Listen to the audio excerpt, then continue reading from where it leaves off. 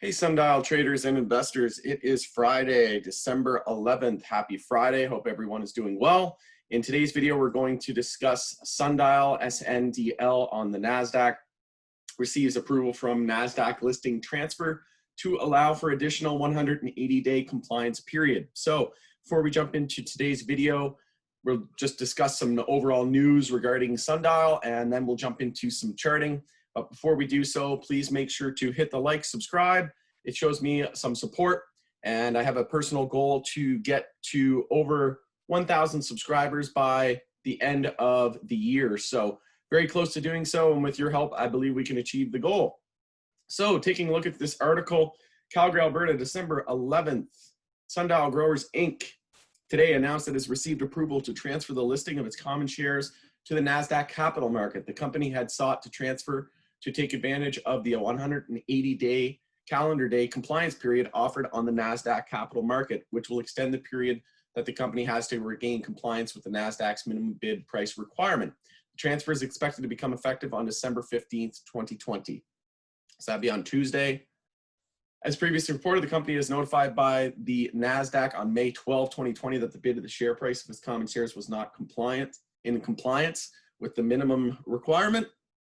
At this time, the company had until December 28th, 2020 to regain compliance. The anticipated extension will allow the company to regain compliance if the minimum of 10 consecutive business days before June 26, 2021, the bid price of the company's common shares close at or above $1 per share.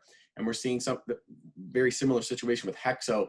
Their share price has been closing at near $1.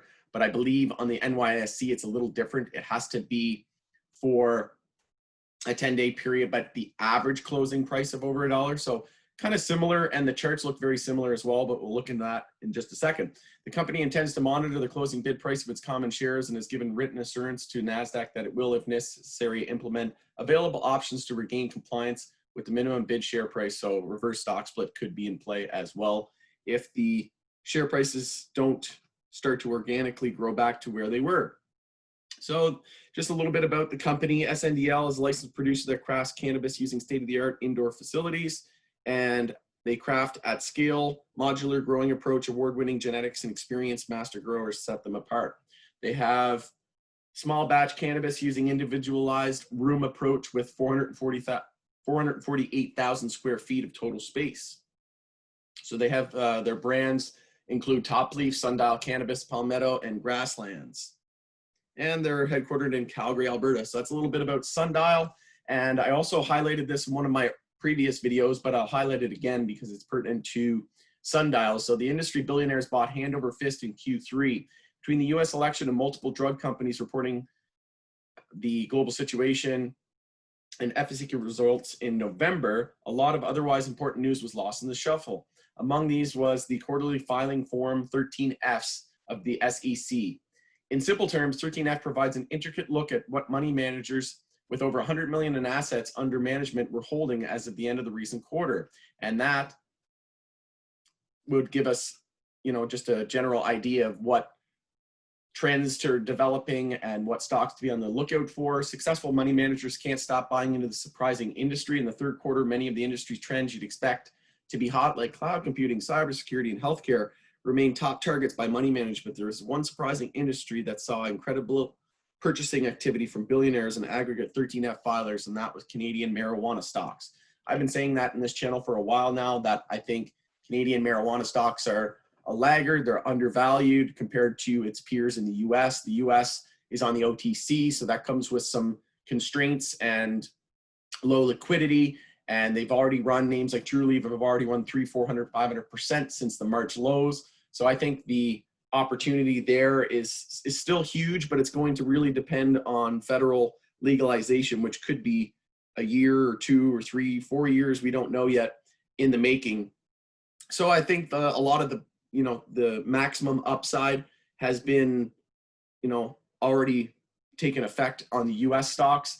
Of course, it could trend upward and slowly, just grind up and melt up, as they say. But personally, I think the brunt of the gains to be had in the near term and in the short term are going to be with the Canadian LPs And that's because they are listed on major exchanges like the Nasdaq and the NYSE. So here's a rundown of these increase or decrease in aggregate ownership by 13F filers from the sequential second quarter. So declines noted in parentheses. So Kronos Group declined 2.3%. Aphria declined 5.6%.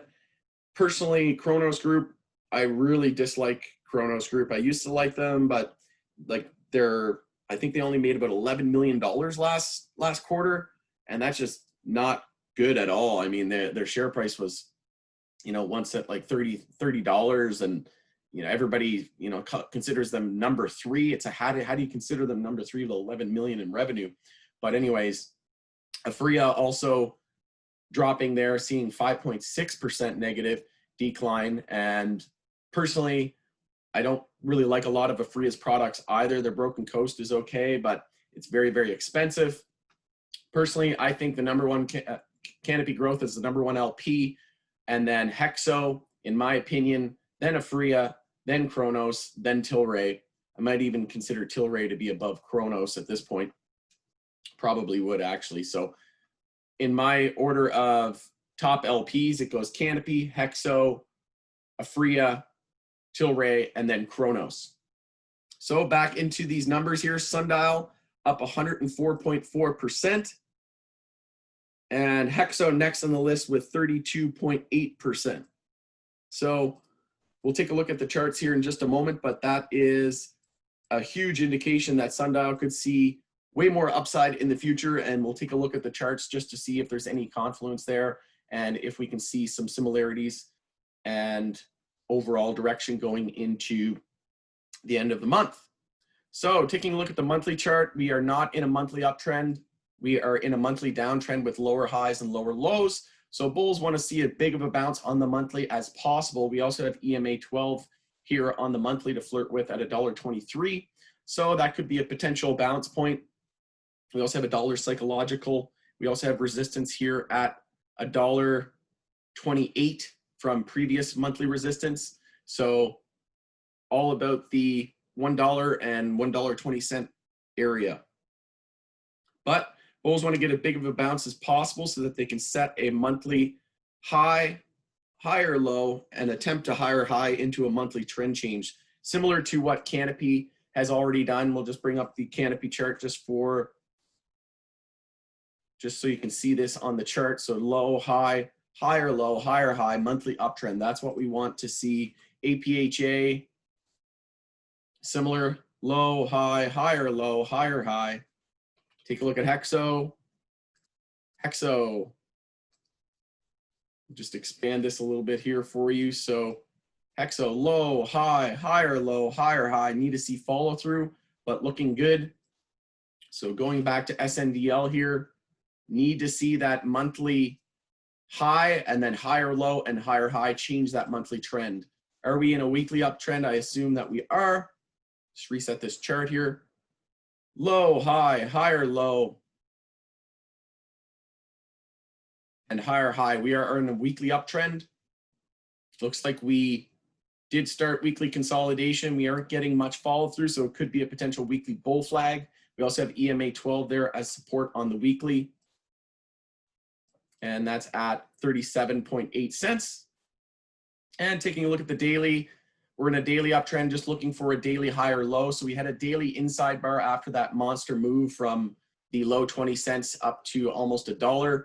And we also lost this uptrend line. We had the daily inside bar bear break. That was the signal to bail when we lost essentially the 72 cent level. Once we lost 72 cents, it was all bears from there. Looking to form a base of support here off EMA 26 on the daily, but just searching for a daily higher low compared to 23.56. So nice little base of support here trying to be established. Looks like the daily bounce is underway. We finally broke the high of yesterday, which we had failed to do so in the previous 5 trading days, actually 6 trading days. Actually, it was 1, 2, 3, 4, 5, 6, 7 trading days in a row. Now we finally broke that pattern.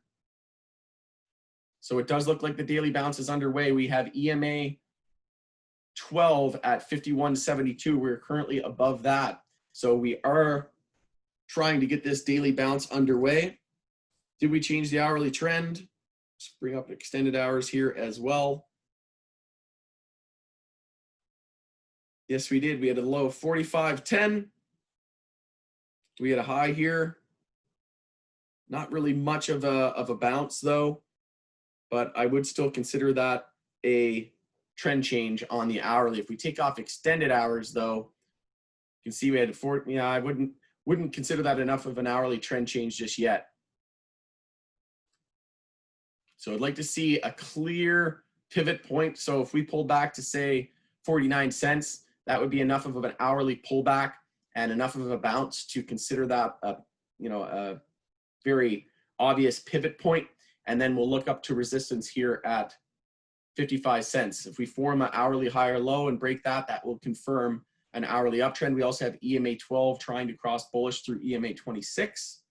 And taking a look at the 15-minute, just looking for a 15-minute higher low on the 5-minute. So ever since the beginning of the morning, we had essentially a double top there and started to pull back, and we're in a 5-minute downtrend. So we need to change the 5-minute trend, which we have yet to do so.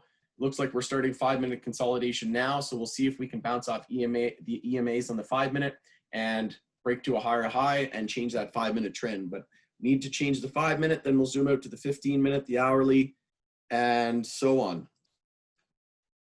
But everything looking fairly good. No major red flags on SNDL that I can see so far. Taking a look at the weekly, we're above the 10-week moving average. Again, we did break the low of the previous week, so it could be a potential weekly bull flag if we don't see much consolidation from here on out.